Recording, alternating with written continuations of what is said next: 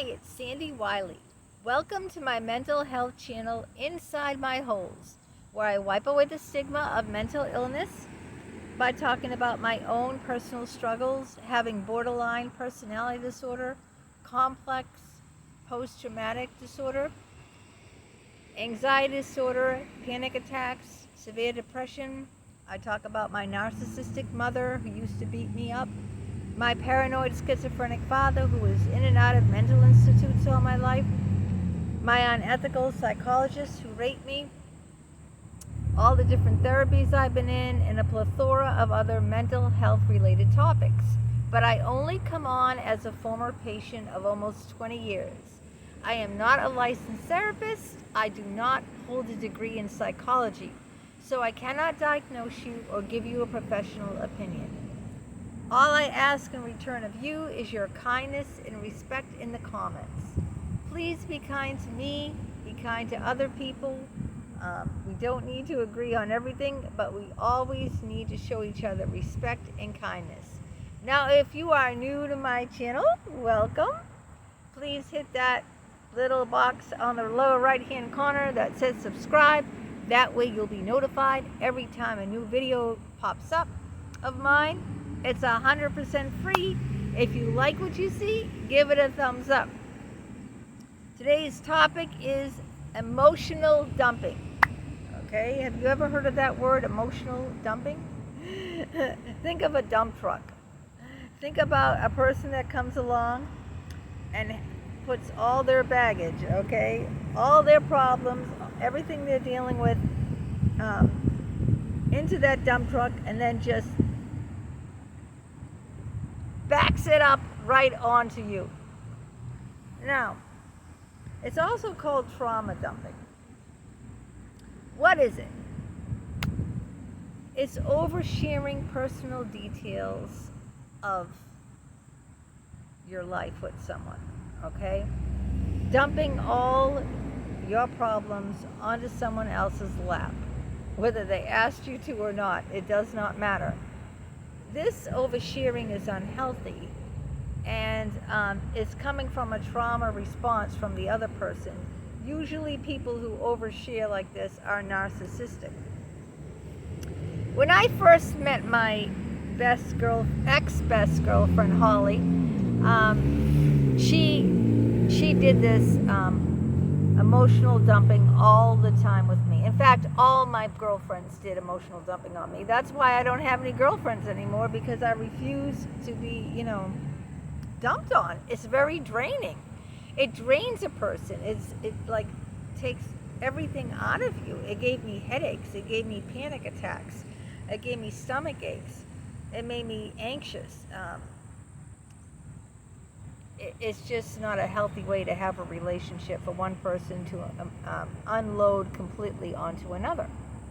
That's why there's therapists out there. They get paid to listen to your problems. Your friends, your partner, your children, your parents, they're not people that you should emotionally dump on. The only person that you should emotionally dump on is your therapist, because that's their job. They're getting paid very good money to listen to it. So getting back to what I was saying about my ex-best friend, Holly, I met her at the park. We hit it off. We exchanged phone numbers. I invited her to my house for a big luncheon in the dining room. And I had everything, the works. And she told me very personal details about her marriage the first time that she ever came to my house. This was the second time I ever saw the woman, okay? And her husband and children were there at the table, and my husband and my son Austin was there while she said this in front of everyone, including my son, who I think was like maybe he was 6 or 7, something like that. He was pretty young, but he was old enough to, he wasn't 2 or 3, where it would just like completely go over his head, when you talk about sex. She told me that her husband was gay, and that they, practically were having an open marriage. So that's emotional dumping. Then she went on to tell me about how she no longer talks to all her best friends from Colorado, how they treated her poorly because her husband was gay. They were prejudiced against gay people. They were prejudiced because they all worked together in Colorado. She told me all these things, and I'm sitting there. This is like the first time she was at my house. This is like the second time I ever saw the woman in my life. I just met her once at the park. Once. This is when I was very outgoing, bubbly, and friendly, and invited and made friends with people, and had people at my house all the time. I'm not like that anymore. I'm completely opposite. I'm a hermit. I don't associate with anyone. I have no friends. But this is before, when I was in my 30s, okay? When I was different, before everyone shit all over me, okay, with their emotional dumping on me. And so I'm like, she made me feel very uncomfortable. Why? Because it wasn't like she was my established best friend. We just met each other. We weren't best friends then. And we were talking alone together, all right? This is the second time I met her. The very first time she was in my house, okay? She was saying this in front of my husband and young son, underage son. In front of her husband, and her 2 children were there. And it's like, so she made me feel like this is not the proper place or the proper time to be divulging these things. She was gravely oversharing. She was dumping all her she was emotionally dumping on me.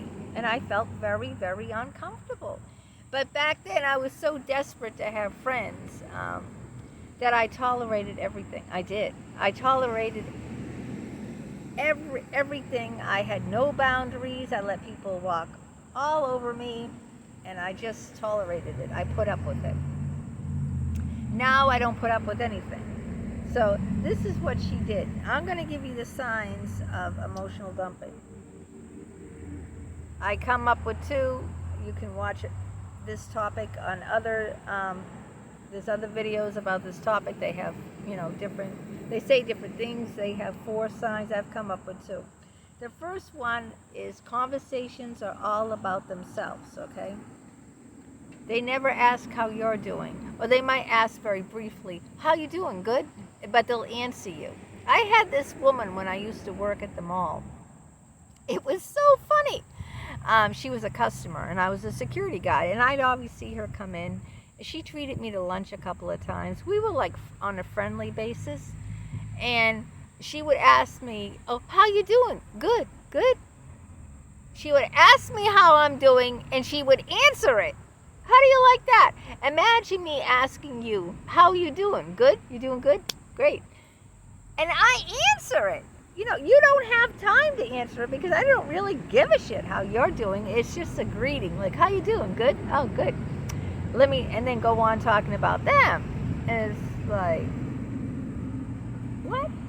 I didn't even tell you. I didn't even answer you. And you're going on and on. So, nothing to do with you. All about them. Telling you, going into, it's windy. Windy. I love outside. That's why I do outside videos. But going on and on every time about themselves, telling you every pitiful thing. If someone asks like how your day was, what you would usually say if it wasn't that great is, oh, I'm having kind of a crappy day. How are you doing? That would be a normal, healthy, kind, empathic response. But for someone who emotionally dumps on you, if you ask them how their day was, they would say, oh my God, I forgot my keys. I had to go back to the house to get to the keys to my desk in my office, and then I almost got cut off in a car accident. I got cut off, and then I got some coffee, and I spilled the coffee all over my skirt, and I had to go to work, and I was late as it was, and I got a big stain on my skirt, so I had to go in the ladies' room and wash it. And it's like, this is how you feel. Like, I just asked you how you were, and then They're just like vomiting, you know, they're just like dumping, you know what I mean? Like a shit in the toilet. Like, you know when you take a huge shit in the toilet?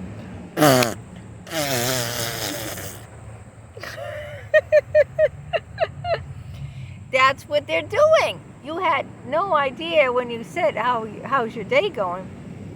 They could have just said, you know what? I've had better mornings. How you doing? Like that. But instead, they give you every single intimate detail about what happened, even though like you really don't want to hear it, okay? Like your head is starting to split. You can feel the migraine. Where's the ice? Give me the ice. Where's the Advil? Get the Advil. Get the ice. Oh my God, my head is hurting. I should have never asked her. I shouldn't have. That's the first one. Conversations all about them. They spill their guts out, okay? Number 2, sign of emotional dumping is they repeat the same thing over and over all the time. This was Holly. Again, she kept repeating how her husband ruined her life. Her husband's gay, you know. He should have told me that before we got married. I didn't know he was gay. I wasted the best years of my life on him. Da-da-da-da-da-da, over and over. Now, these people with the same problem, they don't want to take any action to, you know, change the situation, like leave him, separate. They don't want you to offer your opinion or a solution to their problem. No. They just want you to sit there and reaffirm how horrible their life is. Like, oh, that's horrible, Holly. Oh, how tragic, Holly.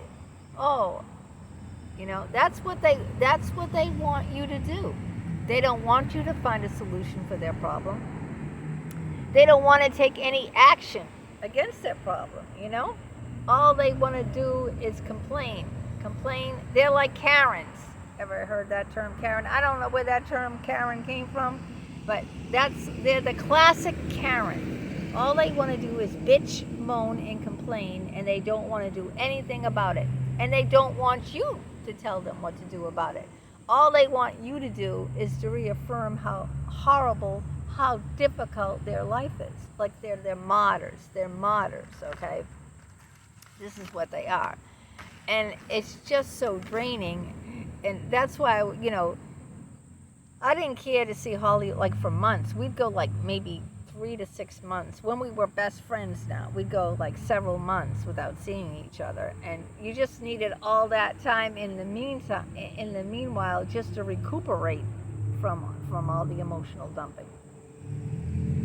Now, what can you do how do you deal with emotional dumping? The first thing to do is recognize the signs. And like I said, I gave you the signs about them always talking about themselves, telling you every intimate detail, complaining about the same thing over and over without wanting to find a solution to the problem, without wanting your advice or your opinion. They just want you to reaffirm, you know, like be the martyr. They just want you to agree with them, like, oh, that's so tragic. Oh, you have such a horrible, you know, it's such a difficult life. How I'm so sorry. It's so difficult for you. So recognize those signs. Number 2, you got to set healthy boundaries, okay? There's a limit to your time, but they don't think so. They could go on for hours and hours, okay? So you could say like, well, I can have coffee with you today from 11 to 12, but then like I got a lot of errands to do, or I got to go back to work. I got a lot of things to do. So from 11 to 12, that time you can listen and, you know, for them to vent, because that's all they're going to do. They're not going to change anything, okay? You give them that time frame. And no, they can't call you past a certain time. If you're, you know, they can't call you at 10 o'clock or 11 o'clock at night, you know, whatever time it is for you, where you're relaxing or going to sleep or being with your family, or they can't call you during dinner time. No, I'm sorry, I didn't answer the phone. I was eating dinner with my family. You have to set healthy boundaries. You have to limit your exposure to the emotional dumping, or I'm telling you, it's going to ruin your physical health, and it's going to ruin your mental health. We all know people like this. We all have people like this in our, or we used to. I got rid of them. Thank God. I got rid of them. But we all, at one point or another, had someone who did all this emotional dumping, and we need to set healthy boundaries. We need to limit the time that we're exposed to this, because it's toxic. It's very toxic to us to hear this complaining all the time. It's not healthy. People want to be around other people who are uplifting to them, people who are positive, people who they can enjoy their company, not someone who drains you, It's like you ever walk into a room and a person walks in a room and they just take all the emotional oxygen out of the room. Like you feel you're gagging. They just take they suck all the air out of the room. And that's what these people who emotionally dump do. They will, completely deplete you. You will be physically sick. You'll have a migraine. You will feel you will feel drained, exhausted, totally exhausted after you deal with them. And the third one is try to refrain from the conversation, steer the conversation into something else. Like, for instance, when Holly kept, complaining about her husband being gay, ruining her life, yada, yada, yada, I could have said something like, "Oh, Holly, I love that top you're wearing. Where did you get that top?" "Oh, she used to go to J. Jill. I got it at J. Jill." "Oh, J. Jill! You know what? I'm a security guard at Chestnut Hill Mall. They have the J. Jill there, and they got a sale on." You see how I, redirected? I steered the conversation away from her complaining and redirected it to something else. That's what you need to do to these people, because they'll go on and on, like a needle stuck. I don't know if people are as old as me, 60 years old, where they have the record players, and, with the needles. And they don't have that anymore. They might sell them in the thrift stores, but yeah. Remember, if anyone is as old as me, when you had those, sometimes they would get stuck on the track, and it would say the same thing, loop the same part of the song over and over. It would loop it, because it would be stuck. The needle would be stuck there. Well, that's what happens with these people who are, emotional dumpers. Their needle gets stuck, and they're stuck on the same track. And what you have to do is you have to redirect them, and, you just find something else, to talk about, to steer them in a different direction. And I just gave you an example about, about her blouse or something, and then she says J. Jill, and then I talk about that store, and I talk about working in the mall. I just go on and on and on into something else till she forgot, "Oh, what was I saying?" But it's emotionally exhausting. And I thought I needed to focus a video on this emotional dumping, or sometimes, excuse me, they call it trauma dumping too. It's either known as emotional dumping or trauma dumping. And if it's you that does that, please be aware how, toxic it is, and how draining it is, and how you're going to lose people in your life if you do that, Relationships are two-way streets, okay? Conversation is give and take, It isn't all about your friend or your partner, lover, or your whoever's in your life. They're not your therapist. If you need to emotionally dump, then you need to get yourself into therapy, okay? You need to find a therapist. As much as I'm against therapy, okay? As much as I'm against therapy, if you are an emotional dumper yourself, you need to get yourself into therapy, because you can't be doing this with other people. It's not healthy, and you're going to lose people, I eventually blocked and disconnected, pulled the plug out from these friendships. She wasn't the only one. My friend Linda did that. My friend Janice did that. Anytime that I had a problem I wanted to talk to, what did Holly say? "Oh, I'll let you go, because you're not talking about my problems." Or what did Janice say? Oh, my soap opera's on. But it doesn't matter what I was doing, you know, when they were emotionally dumping on me. I had to be available like that for them. Even when I was working on the job, it didn't matter if I was working and on the clock and my boss is walking around watching. These people, you know, they figured they could emotionally dump on me because I work in a public mall. It doesn't matter. I'm still on the job. My boss is watching me. You know, I'm not there to socialize, you know, even if it is, you know, say your friend works at Friendly's or, you know, a department store or, you know, they're still on the job. You can't sit there and take up all their time. So just be aware of that if you're the one doing the emotional dumping.